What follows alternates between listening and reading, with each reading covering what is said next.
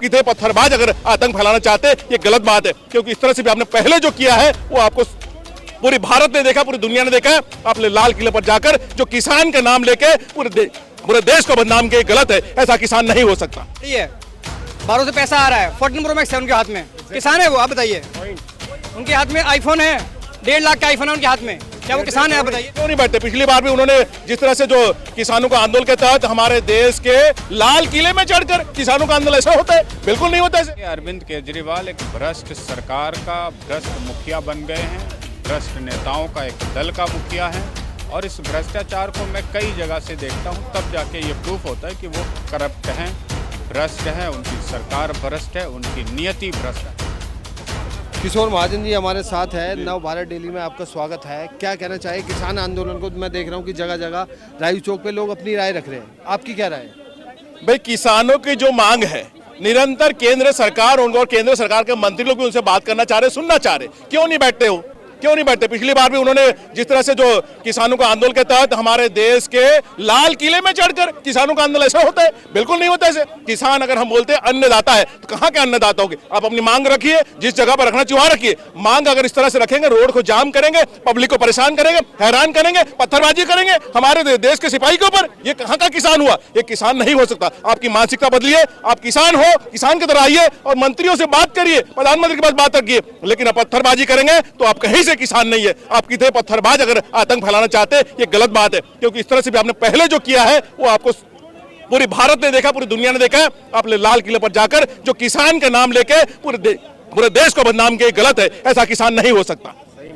जी श्रीमान जी, क्या सहमत है आप इनकी बात? बिल्कुल 100 देव उपाध्याय नाम है मेरा बेसिकली। बिल्कुल सर ने जो कहा एकदम 100% राइट है। देखिए, पक्ष रखना अच्छी बात है, तरीके होते हैं, आप लीगली भी जा सकते हैं, पॉइंट्स आपके वैलिड है, बिल्कुल शांतिपूर्वक। आज की डेट पे अगर आपको लीगली तौर पे गवर्नमेंट ने सबको सारी सुविधाएं दी हुई है, आप लीगली तौर पे जाइए, अपने पक्ष अच्छे तरीके से रखिए। आज आप देख रहे हैं किसानों की आड़ में कहीं ना कहीं एक बैक हैंड पे अगर मैं बात करूं तो कुछ अलग ही हैंड हर किसी को समझ में आ रहा है। किसान तो नहीं हो सकते, किसान क्या होता है आप भी समझ सकते। एक शांतिपूर्वक भी अपना चाहे वो डेफिनेटली काम करा सकते हैं, बट राइट नाउ क्या है कि अब देखिए उसके अगेंस्ट में कितने लोग परेशान हो रहे हैं। हमारे जवान जहाँ पे उनकी नीड है वहां से उनको आके इनके लिए एक कार्रवाई करनी पड़ रही है, कहीं पे ये करना पड़ रहा है, कहीं वो करना पड़ रहा है। कितना आप देखिए अर्थव्यवस्था पे भी हर एक चीज पे फर्क पड़ रहा है, डेफिनेटली फर्क पड़ रहा है। तो कहीं ना कहीं उनको अगर अपना पक्ष रखना है, शांतिपूर्वक भी रख सकते हैं, उसका भी निर्धारण कहीं ना कहीं होगा। आप इस नौजवान युवक की बात से सहमत है श्रीमान जी? क्या नाम है आपका? मेरा नाम राधेश्याम है। जो जनाब ने शब्द बोले, जो भी बोला वो एक बहुत सोच समझ कर शब्द बोला है। इसमें कोई राजनीति नहीं, कोई किसी के पक्षपाती नहीं। जो भी इन्होंने अपनी तरफ से बोला है, एक आम जनता की राय के हिसाब से इन्होंने जो बोला वो अच्छा बोला, वो ठीक बोला। इस देश के युवा हमारे साथ है। क्या नाम है दोस्त आपका? अमन। अमन जी, ये अमन से ही होना चाहिए था धरना प्रदर्शन, या जिस तरीके से हो रहा है आप उस तरीके से सहमत हो? नहीं, बिल्कुल सहमत नहीं इस तरीके से। जी देखो, पहली बात तो ये है कि वो किसान है ही नहीं, सीधी सी बात है। किसान का मतलब क्या है? किसान हमारे जो खेतों में मेहनत करते हैं वो किसान है, ना कि वहाँ पे आंदोलन करना।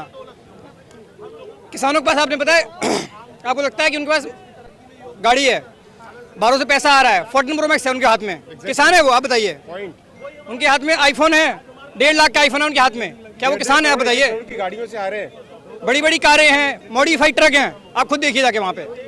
ये तो किसान नहीं हो सकते, डेफिनेटली किसान नहीं हो सकते। क्या 1.5-2 लाख का म्यूजिक लगे हुए हैं भैया उनके गाड़ियों में, ट्रैक्टर में। हाँ, नए नए ट्रैक्टर है। किसान के बाद इतना कहाँ आता है, ये मेरे को बता दीजिए आप।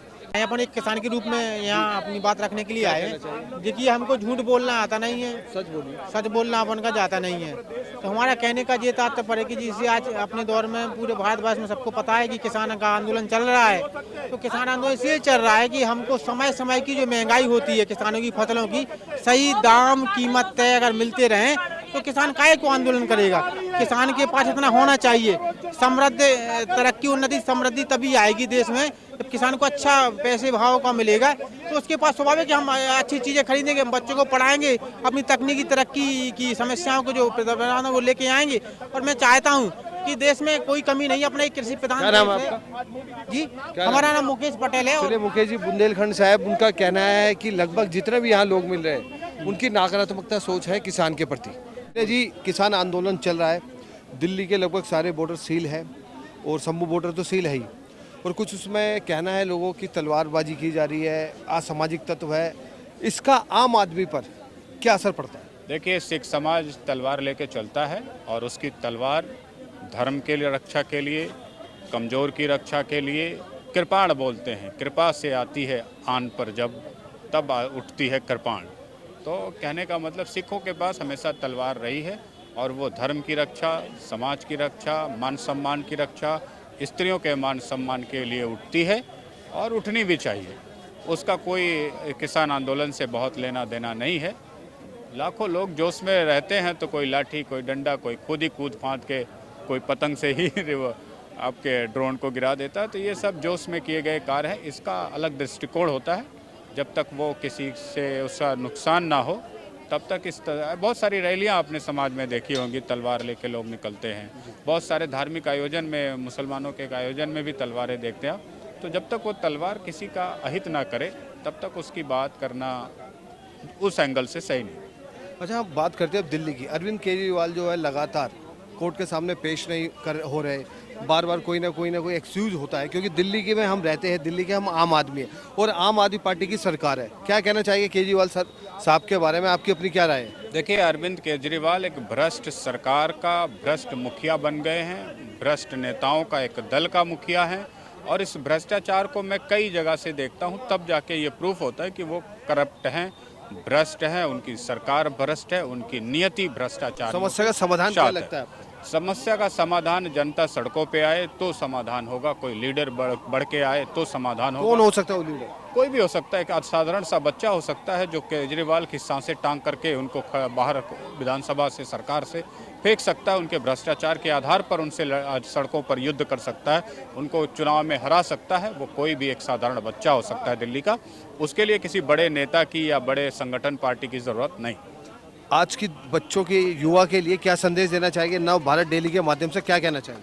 मैं बच्चों से कहना चाहूँगा, देश का मान सम्मान, देश की तरक्की सभी युवाओं के द्वारा अर्जित की जाती है और वो होता है एक प्रोडक्ट के माध्यम से। एक प्रोडक्ट ही एक कंपनी चलाता है और कंपनी में युवाओं को रोजी रोटी मिलती है और वही उसी कंपनी के संचालन और प्रॉपर व्यवस्था के लिए तमाम सरकारी नौकरियां निकलती हैं, जिसमें IAS, PCS, कलेक्टर, और उन्हीं कंपनी और प्रोडक्ट के बदौलत MP, MLA, मुख्यमंत्री, प्रधानमंत्री की भी ज़रूरत पड़ती है। तो देश के युवा अच्छी तकनीकी का ज्ञान लें, अच्छे प्रोडक्ट्स बनाएं।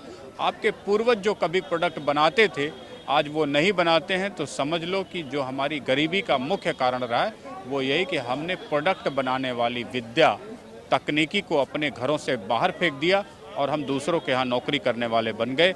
अंग्रेज़ों की शिक्षा सिर्फ आपको बेरोज़गारी और नौकर बनाने का शिक्षा देती है, जबकि आपका हुनर, जिसको हुनर कहते हैं, चाहे वो जूता बनाने का काम था, चाहे वो मिट्टी के कुल्हड़ बनाने का काम था, चाहे वो बास्केट बनाने का काम था, गांव में टेक्नोलॉजी के माध्यम से सोने के जैसे मिट्टी के बर्तन बनाने की जो कारीगरी थी, that's all makes our country सोने की चिड़िया। चलिए, धन्यवाद विनय जी।